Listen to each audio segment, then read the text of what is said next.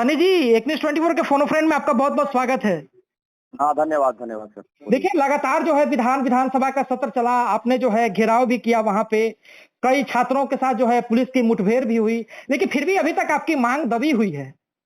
देखिए, सरकार की यहाँ तानाशाही लागू है और ये सरकार जो है हम लोगों पर गलत तरीके से हावी हो रही है। जी, यानी कि हम लोगों के साथ अन्याय पर अन्याय किया जा रहा है, सरकार नहीं सुन रही है। विधानसभा में हर तरीके का बात का मुद्दा उठ रहा है, वहां पे हर मुद्दा उठ रहा है, लेकिन हम लोगों का जो जेन्युइन मुद्दा है और ये मुद्दा उठना बहुत जरूरी है, क्योंकि ये रोजगार और शिक्षा से सीधे सीधे इसका जुड़ाव है।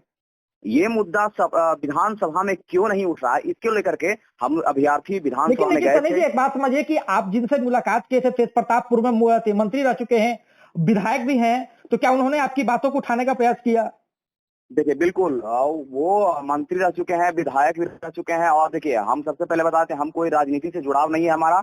हम एक अभ्यर्थी हैं। हम हर उस नेता के पास जाएंगे जिन्होंने राजनीति में अपना कदम रखा है और मतलब कि हम उनसे हमारा उम्मीद बनता है, तो हम उनके पास गए और उन्होंने हमारी बात को प्रमुखता से आगे सरकार के पास पहुंचाने के लिए बोला है। उन्होंने ये भी आश्वासन दिया है कि अगर हमारी बात सरकार नहीं सुन, लोगों के साथ हजारों हजार की संख्या में वो रोड पर उतरेंगे और इस मांग को प्रमुखता से रखेंगे सरकार मतलब कि तेज प्रताप आपके साथ उतरेंगे, उनके समर्थक कार्यकर्ता सब उतरेंगे आपके साथ में? देखिए, हम यही बोलना चाह रहे हैं कि हम सारे जो भी उतरेंगे वो सारे अभ्यर्थी रहेंगे, सारे छात्र रहेंगे, बीपीएससी टीआरसी सप्लीमेंट्री रिजल्ट वाले रहेंगे। और हमारे साथ अन्याय हुआ है तो क्यों नहीं उतरेंगे, वो हमारे साथ उतरेंगे, जरूर उतरेंगे।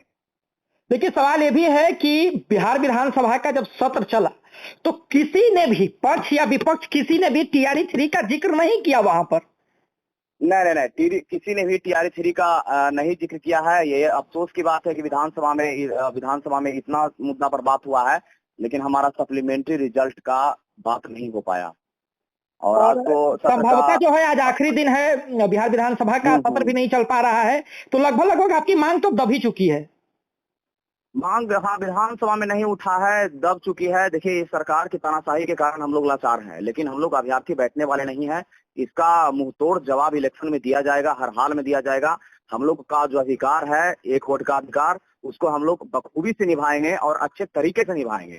सरकार जो बार बार ये आश्वासन दे करके हम लोगों के साथ खेल करती है, हमें परख आ गई है कि कौन सी सरकार क्या करती है और युवाओं के साथ कौन खड़ा रहता है और कौन युवाओं को धोखा देता है, कौन रोजगार का बात करता है और कौन रोजगार के नाम पर वोट बैंक का बात करता है। देखिए सनी जी, देखिए, जब टीआरई 1 की चर्चा हम लोग करते हैं तो उस टाइम पे ऐसा माहौल बना था, उन लोगों को दिया गया था। तेज प्रताप जी ने इसका जिक्र किया। नेता प्रतिपक्ष श्री तेजस्वी यादव से आपने मुलाकात करने का प्रयास किया क्या? देखिए, नेता प्रतिपक्ष तेजस्वी यादव से भी मुलाकात किया, लेकिन ये भी अफसोस की बात है कि उनका सपोर्ट अभी तक हम लोगों को खुल के नहीं मिला है।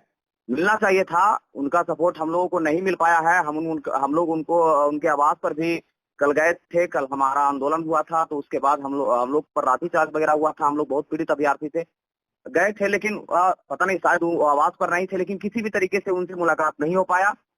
और उनके पीए से मुलाकात हुआ, आश्वासन मिला कि ट्वीट करेंगे, और ट्वीट के लिए मटेरियल वगैरह भी लिया गया था, लेकिन ट्वीट उनके ट्विटर अकाउंट से नहीं किया गया। करना चाहिए था, हालांकि अभी भी अगर कर देते हैं तो हम अभ्यर्थियों को बहुत इसका फायदा मिलेगा और सरकार को समझ आएगी। लेकिन हम लोग तेज प्रताप यादव के पास गए, उन्होंने हमारी बात को प्रमुखता से रखा मीडिया में और ट्वीट भी किए हैं।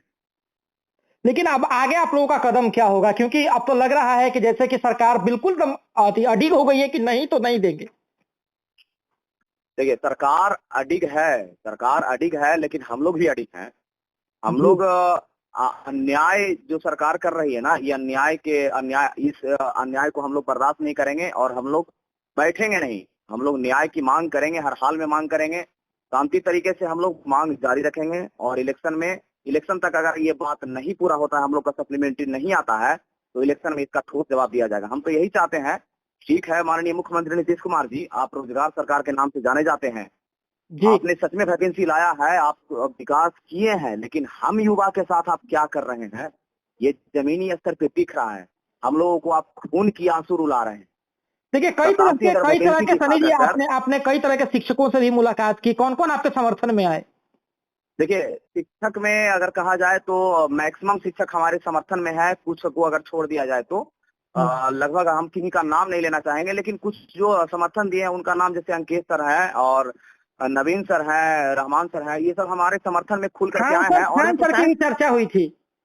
देखिए खान सर की भी चर्चा हुई थी। खान सर भी इंटरनली रूप से सपोर्ट में है हमारे, ऐसा नहीं है। उनके पास थोड़ा सा समय की अभाव है, समय का कमी है, इस वजह से हमारे साथ वो नहीं उतर पाते हैं। लेकिन उनका हमारे प्रति समर्थन जिस दिन हमारा आंदोलन हुआ था उस दिन वो हमारे अभ्यर्थी से वो मुलाकात भी किए थे, बैजू है बैजू से मुलाकात भी किए थे। उन्होंने आश्वासन दिया है कि हाँ, और बोला है कि हम आपकी आवाज को सरकार के अच्छा सनी जी, एक और चर्चा बात की हो रही है कि खान सर जो है एसीएस साहब को कॉल लगाते हैं।